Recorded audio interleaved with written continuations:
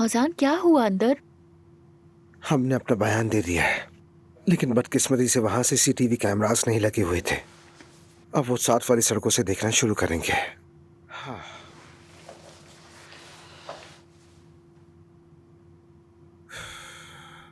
जोया मुस्तकिल फोन कर रही थी। हम घर से साथ निकले थे, शायद इसीलिए वो परेशान हो रही है। मैं अभी कॉल करता हूँ उसे। ठीक है। उम्मीद है जो कहा है वो समझ गए होगे। तुम मेरी फैमिली और खास तौर पर मेरे बच्चों से दूर रहोगी हमेशा के लिए। जुमाना के साथ जो चाहो करो, वरना अगली बार मैं किसी किस्म का लिहाज नहीं करूंगा। मैं समझ गया हामिद साहब, लेकिन आपने मुझे माफ तो कर दिया ना।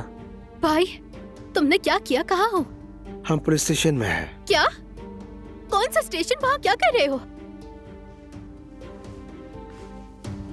फौजान, कौन सा पुलिस स्टेशन है? बाबा देखिए, घबराए मत, मैं आपको सब बताता हूँ। एक गाड़ी ने जानबूझ के हमें मारने की कोशिश की, बस उसी की शिकायत करने आए हैं हम।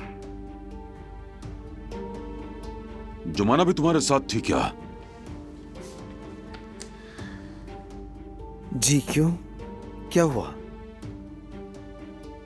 लो बेटी। हेलो भाई। आप मुझे माफ कर दें ताकि मेरा दिल मुतमईन हो जाए। बाबा!